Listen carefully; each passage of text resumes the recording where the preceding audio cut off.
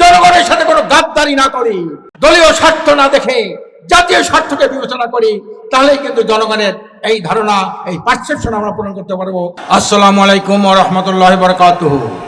সমমনা দলের উদ্যোগে আয়োজিত আজকের এই বিশাল মহাসমাবেশের সংগ্রামী সভাপতি, জামাত ইসলামী বাংলাদেশের সংগ্রামী নায়েবে আমির জনাব অধ্যাপক মুজিবুর রহমান সাহেব, উপস্থিত আজকের সবার প্রধান অতিথি, 8 দলীয় এই নির্বাচনী ঐক্যমতের যিনি অন্যতম রূপকার, দূষিত বিষাক্ত কলুষিত নোংরা রাজনীতি উৎখাত করে এটি সুখী সমৃদ্ধ কল্যাণ রাষ্ট্র প্রতিষ্ঠার যিনি রূপকার, ইসলামী আন্দোলন বাংলাদেশের সংগ্রামী আমির, ইসলামী আন্দোলন বাংলাদেশের একজন সিংহপুরুষ জনাব আলহাজ হযরত মাওলানা সৈয়দ মোহাম্মদ রেজাউল করিম পীর সাহেব হুজুর চরমোনাই। মঞ্চে উপবিষ্ট আছেন 8 দলের শীর্ষ নেতৃবৃন্দ, জাতীয় নেতৃবৃন্দ, সাংবাদিক বন্ধুগণ, দেশপ্রেমিক ইমানদার ভাইরা আমার।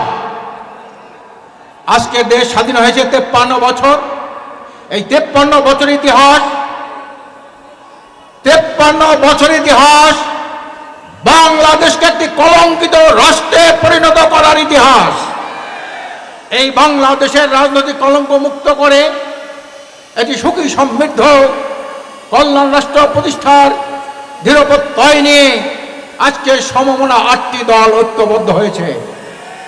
এই 8 দলের মাধ্যমে আমরা বাংলাদেশকে একটা নূতন বাংলাদেশে করতে চাই, দুর্নীতি দুঃশাসন মুক্ত একটি সুখী সমৃদ্ধ কল্যাণ রাষ্ট্র প্রতিষ্ঠা করতে চাই।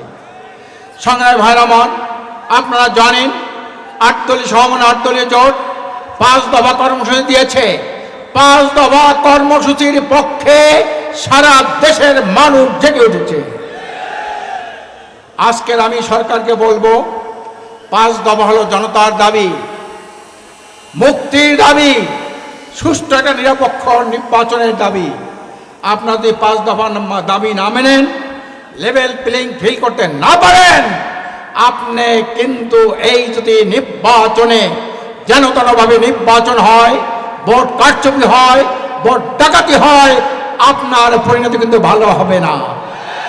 সংগ্রামী ভাইরা আমার, আজকের 8 দল আমরা ঐক্যবদ্ধ হয়েছি, আপনারা কাঁধে কাঁধ মিলে কাজ করবেন।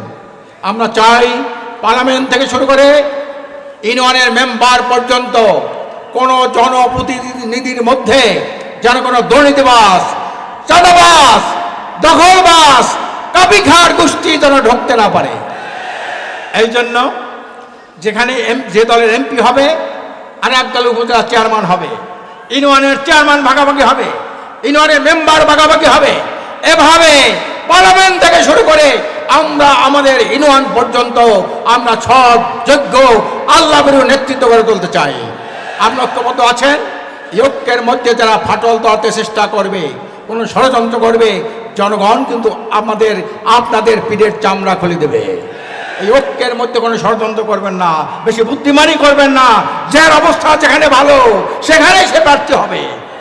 কাজে প্রিয় ভাইরা আমার, আসুন আমরা বাংলাদেশটাকে একটা নূতন বাংলাদেশ গড়ব, দুর্নীতি দুঃশাসন মুক্ত একটা সুখী সমৃদ্ধ কল্যাণ রাষ্ট্র প্রতিষ্ঠা করব।